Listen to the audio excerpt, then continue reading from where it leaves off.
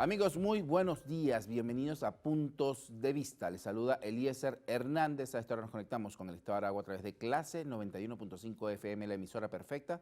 También en los Altos Mirandinos con Ciudad 106.1 FM y en Guarianas, Guatire con Tropical 100.1. Recuerda que tienen también disponible nuestra aplicación para iOS o Android, donde usted a través del código QR que ve en pantalla podrá descargar la aplicación de Canal I y llevarla donde y cuando quiera.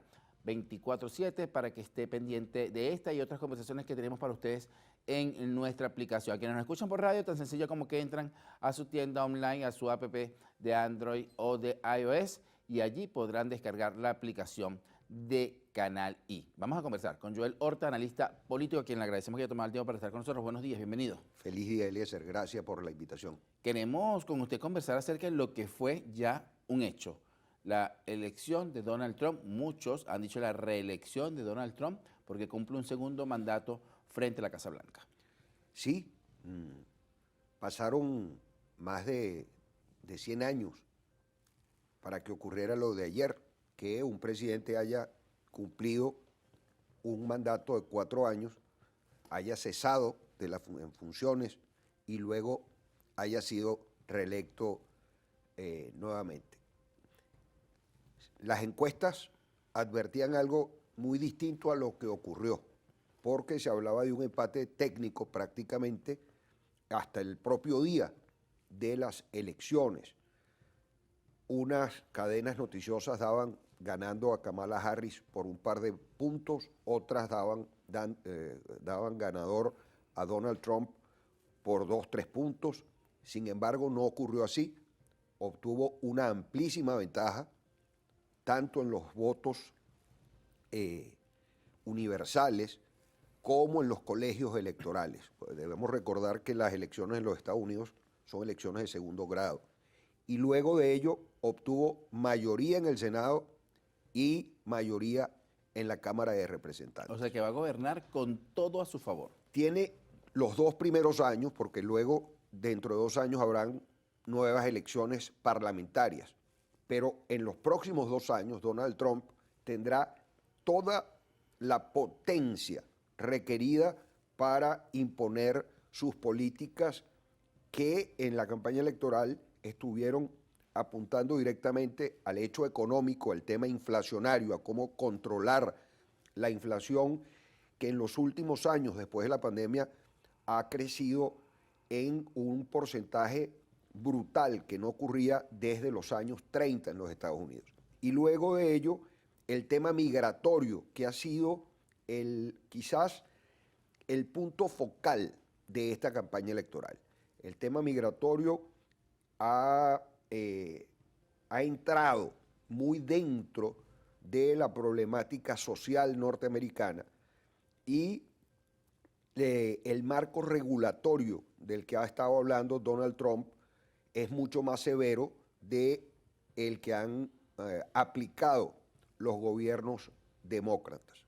Hay especialistas que consideran que no es así, que los republicanos tienen una conducta mucho más proteccionista efectivamente de sus fronteras, pero no en agresión hacia los migrantes, que lo que se busca efectivamente es que quien llegue a los Estados Unidos llegue de manera legal y de no hacerlo así, poder normarlo lo más rápidamente posible para que estén dentro del marco jurídico y legal de los Estados Unidos, sobre todo para que puedan ser beneficiarios los migrantes que están en los Estados Unidos del tema de la protección social en cuanto a al sistema educativo, que debemos decir que en su mayoría es público. Es cierto que los colegios privados, las universidades privadas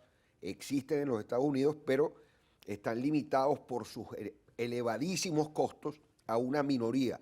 Y lo mismo sucede con el sistema de salud norteamericano. Ahora, ¿qué va a pasar con los migrantes que ven Estados Unidos como el sueño americano? Que se van por esta selva del Darién, que caminan cientos de kilómetros, que algunos podrán llegar por vuelo, pero no todos es así. Además, él comenzó la construcción de un muro que separa a México de Estados Unidos. ¿Qué va a pasar con ese sueño americano con una reelección de Trump?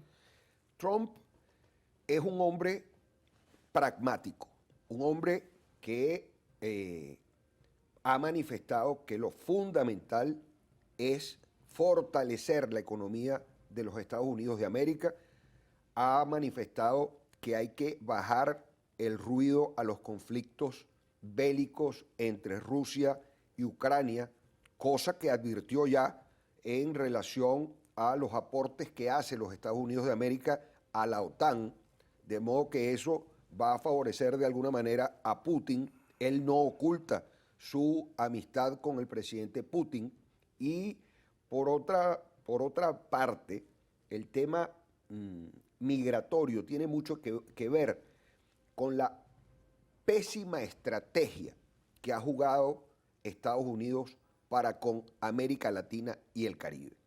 Si América Latina y el Caribe no fuesen solo una mina de extracción de materia prima para las potencias del mundo y tuviésemos nosotros potencias regionales, economías sólidas, porque del área de la región, excepto Brasil, que es la octava economía del mundo, nuestras economías son muy precarias. Nosotros somos básicamente productores de materia prima. No hemos logrado el objetivo de desarrollar, en el caso de Venezuela, por ejemplo, una industria petroquímica potente. Tenemos el petróleo, es cierto, pero lo importante no es lo que extraigamos y exportemos, sino lo que pudiéramos producir a partir de ese petróleo. Lo mismo ocurre con el oro, lo mismo ocurre con el coltán, lo mismo ocurre con lo que ahora se denominan las tierras raras. Ahora, el presidente de la República habría dicho ayer que se inicia esta nueva etapa de Estados Unidos y que está dispuesto al diálogo y a conversar con Estados Unidos. El presidente Maduro está en la obligación y en la necesidad, no solo por el tema económico, sino también por el tema migratorio, porque son millones los venezolanos que están en los Estados Unidos sin ni siquiera una sede consular. Es una tragedia para un venezolano que vive en los Estados Unidos lograr obtener un pasaporte, una cédula de identidad, el registrar un niño que nace en los Estados Unidos, porque aún naciendo allá es un ciudadano venezolano. La posibilidad de relacionarnos nosotros con los Estados Unidos es vital. Cerca de 100 empresas estadounidenses solo en el área petrolera están solicitando licencias a la OFAC para poder invertir en Venezuela.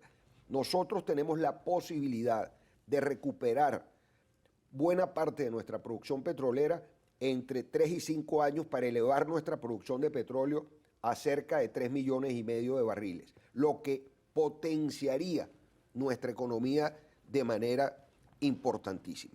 Además de ello, no es solo el tema petrolero, es el tema agroindustrial, es el tema turístico, es el tema del fortalecimiento de relaciones con uno de nuestros mayores socios comerciales históricamente, porque es que Venezuela tiene la necesidad no solo de relacionarse con potencias como China, que es la segunda economía del mundo, como Rusia, que es de las potencias militares y geopolíticas de Euroasia también de mayor importancia en el planeta, las relaciones que hemos estrechado con Turquía y con el Medio Oriente fundamentalmente, pero eso no puede impedir que nosotros tengamos la relación bilateral que tuvimos durante cerca de 200 años con los Estados Unidos de América. Ahora, pero hay una realidad, y es las medidas coercitivas unilaterales que ha impuesto el gobierno de Estados Unidos sobre Venezuela. Más de 900 medidas que han afectado la economía de nuestro país, que dicen que son contra el gobierno nacional o contra personeros del gobierno, pero que terminan afectando al venezolano de a pie, y que estas medidas obviamente fueron impuestas por Estados Unidos y que ahora que hay un nuevo presidente, queremos saber si van a continuar, se van a profundizar o si por el contrario pudieran levantarse. Lo vamos a comenzar al regreso de la pausa. Con nosotros Joel Horta, analista político. Amigos, estos puntos de vista, ya venimos. 7 de la mañana, 36 minutos. Estamos con ustedes de regreso para seguir esta conversación con Joel Horta, analista político. Acabamos en la parte anterior de conversar sobre las sanciones, las medidas coercitivas unilaterales impuestas al supuesto gobierno del Estado venezolano. Y digo supuesto porque más allá del Estado son impuestas a personas que además afectan al venezolano de a pie. Las sanciones son una torpeza brutal de parte de los Estados Unidos de América y de las naciones europeas que las han ido aplicando a distintos países, pues no es solo a Venezuela. Que son más de 3.000 en el mundo. Son muchísimos los países sancionados y lo que han logrado es ir cercando a la propia economía norteamericana, a la propia moneda, al dólar estadounidense, por cuanto ningún país va a suicidarse.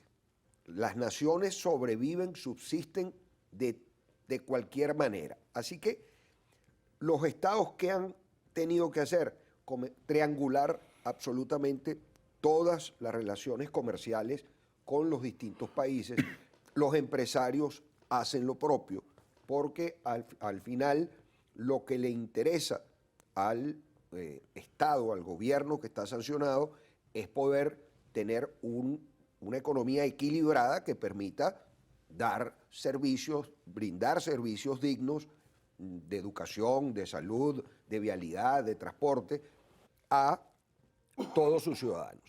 A mí me gustó mucho escuchar de voz del propio presidente Trump durante la campaña electoral que él no estaba de acuerdo con el tema sancionatorio y se refirió también al presidente Maduro como un hombre fuerte con el que a él le gustaría conversar. Son políticas de Trump, porque durante su primera gestión fue el primer presidente de Estados Unidos que pisó la tierra de Corea del Norte, un enemigo histórico de ese país. Así es, pero por eso Trump resulta interesante el que haya ganado estas elecciones en relación a Venezuela, porque yo estoy convencido que un hombre de sus características debe estar sumamente molesto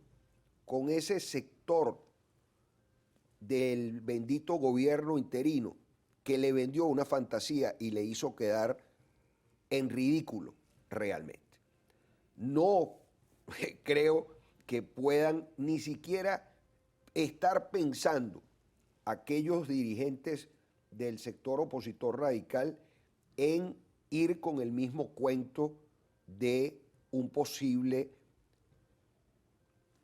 segunda edición de un interinato a partir del año próximo. Esto lo veo inviable, estoy convencido que la Cancillería venezolana debe estar haciendo ya esfuerzos para mejorar esas relaciones que tienen que ser unas relaciones de respeto. Yo creo que hay que, de igual manera, ese discurso del antiimperialismo por discurso simplemente, hay que también bajar volumen. Es decir, los gobiernos tienen que entender que todo tiene un momento, y el momento de Venezuela en este instante, en sus relaciones con los Estados Unidos de América, tiene que ser de equilibrio, de respeto, de la búsqueda de convertirnos nosotros en una potencia regional porque tenemos la fuerza energética para ello. ¿Hay indicios que nos puedan indicar que pudiera abrirse de nuevo la Embajada de Estados Unidos en Venezuela, que pudieran restablecer estas relaciones? Sería fundamental. ¿Pero lo ve posible? Yo lo veo posible y estoy convencido que se tienen que hacer los esfuerzos para lograrlo.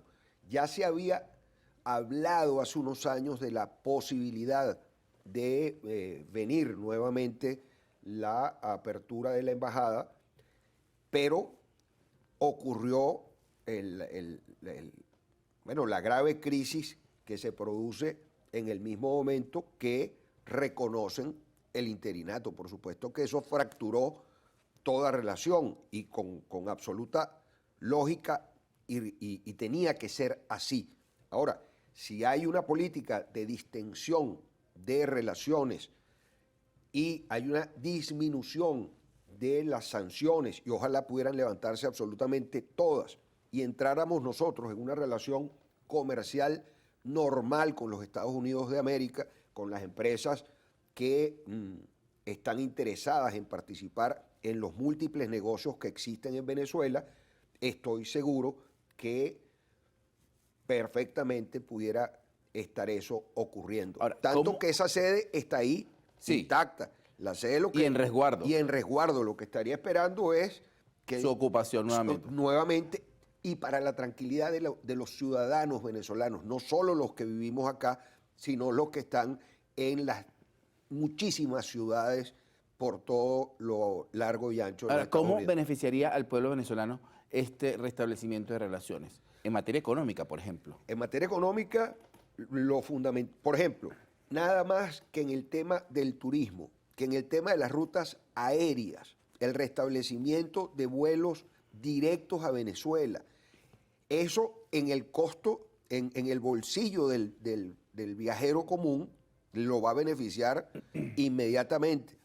Y tenemos que pensar que con los millones de migrantes que hay en Venezuela, no es lo mismo un periplo que hace cualquier venezolano que vive, vamos a decir, en Filadelfia y se le murió su mamá y quiso venir al entierro, y pues ese boleto le cuesta $2.000, cuando sería un boleto que perfectamente puede costar $400 o $500 como cuesta. Eso por hablar nada más de ese tema. De conexión aérea. De conexión aérea. Pero, por ejemplo, volvemos a lo mismo. Un joven que se gradúa y que quiere ir a estudiar en los Estados Unidos.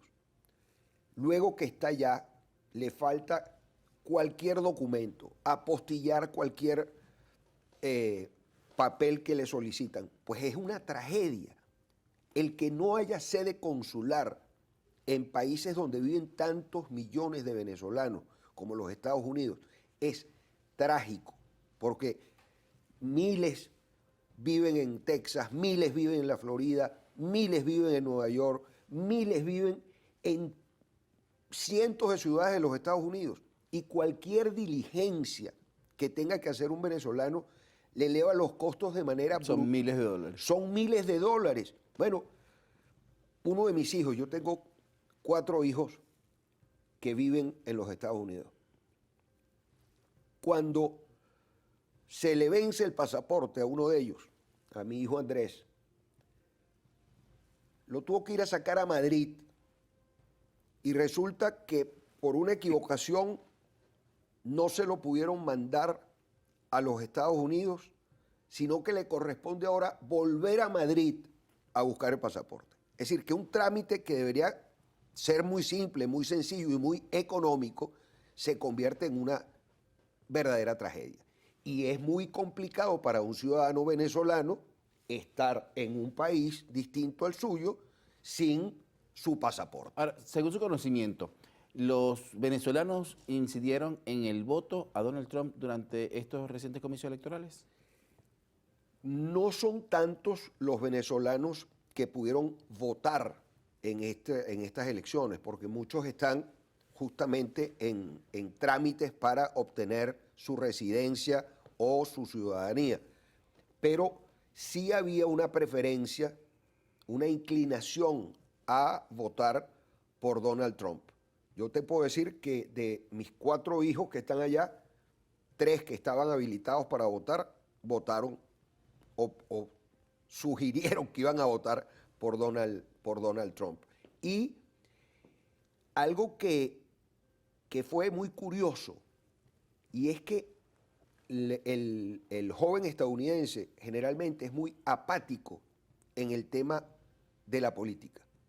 Y sin embargo hubo una masiva participación de los sectores juveniles en este último proceso electoral. ¿Y cuál fue la razón de eso? Lo vamos a conversar al regreso de la pausa con nosotros, Joel Orta, analista político. Amigos, quiero saludar, antes de irnos a la pausa, a nuestra amiga Diana Patricia, la Macarena del Mundo, que nos está reportando sintonía a esta hora en Puntos de Vista. Ya venimos con más. 7 de la mañana con 48 minutos. Estamos de regreso ya en la parte final de esta conversación el día de hoy con Joel Horta, analista político acerca de las relaciones Venezuela-Estados Unidos, esta nueva reelección de Donald Trump. ¿Por qué la participación de la juventud tuvo un papel fundamental relevante en estos comicios?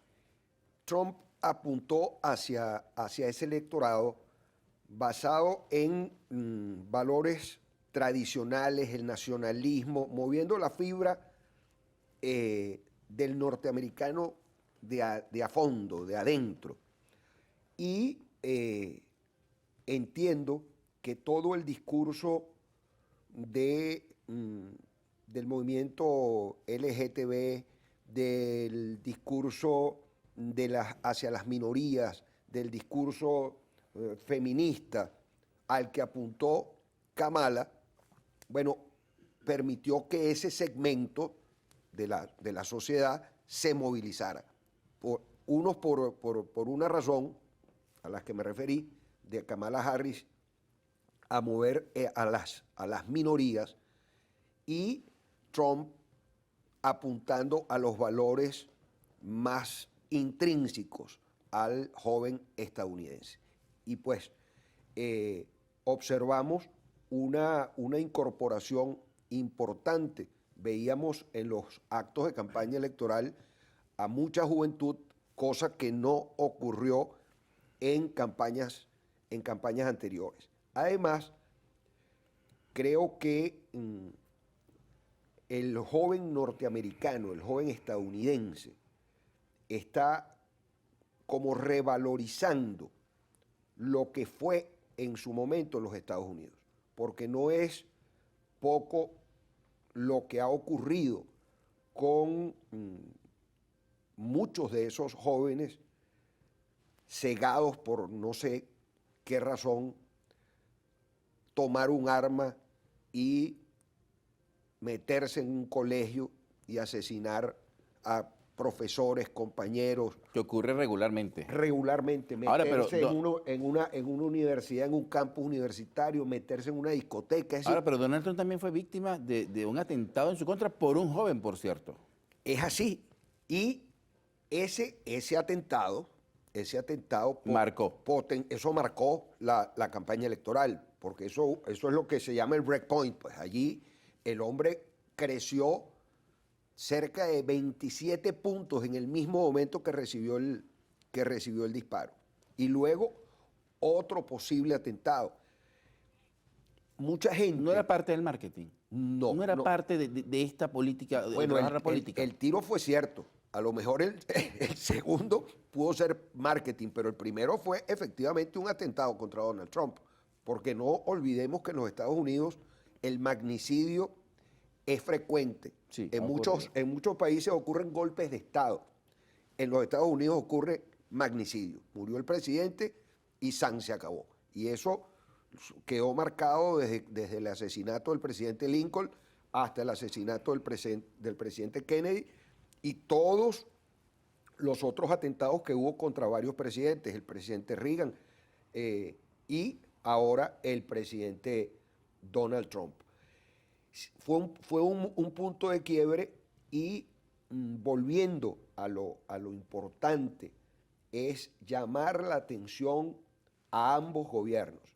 En el caso que nos corresponde a los venezolanos es llamar al presidente Nicolás Maduro para que piense en la importancia del restablecimiento de esas relaciones. El presidente Maduro fue canciller del presidente Chávez durante 7 años y aunque las relaciones fueron tensas con el gobierno norteamericano o estadounidense, eran relaciones de respeto.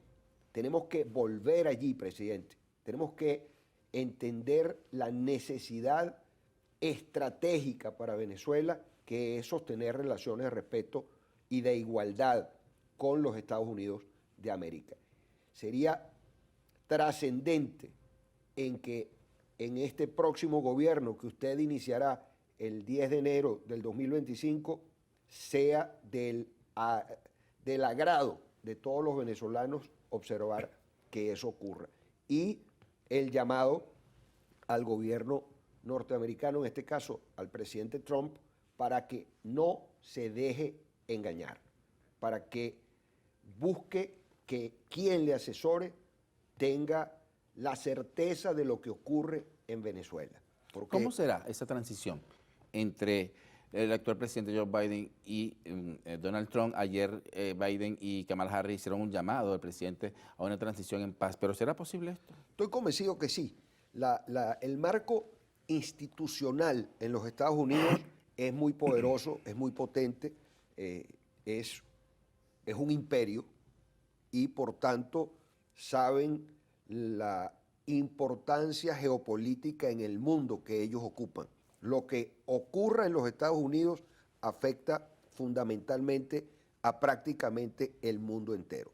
Y uno de los temores que había es que si perdía el presidente Trump, desconociera esos resultados y se pudiese producir incluso una guerra civil dentro de los Estados Unidos.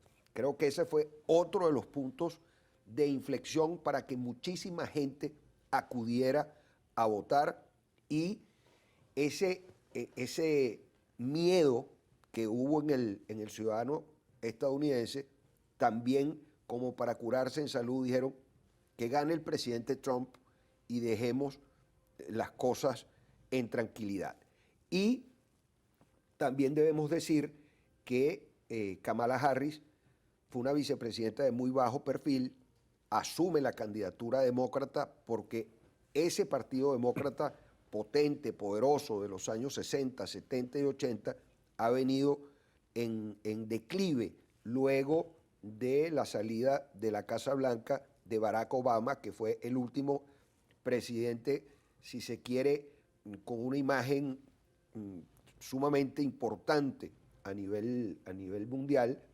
Y no olvidemos que ese mismo Barack Obama fue el que impulsó el tema de las sanciones contra Venezuela. Así que sería muy bueno que eso lo tomara en consideración también el presidente Trump para reacomodar lo que fue un gravísimo error de la política sancionatoria de los Estados Unidos para con Venezuela y muchos otros países. Muchísimas gracias por acompañarnos, Joel. Gracias, Eliezer. Amigos, nos acompañaba el doctor Joel Horta, analista político, esto en Puntos de Vista. Nos despedimos a esta hora a través de Clase 91.5 FM en el estado de Aragua, de Ciudad 106.1 FM en los Altos Mirandinos y también de Tropical 100.1 en Guarenas, Guatire. Antes de despedirnos, quiero saludar también al señor Wilmer Ramírez, que está en sintonía y nos acaba de reportar que está viendo este programa. Nosotros los esperamos mañana a las 6:30 de la mañana, cuando estaremos nuevamente con ustedes en Primero es Noticia, y a las 7:30 tenemos una cita acá en Puntos de Vista. Que tengan todos muy buenos días.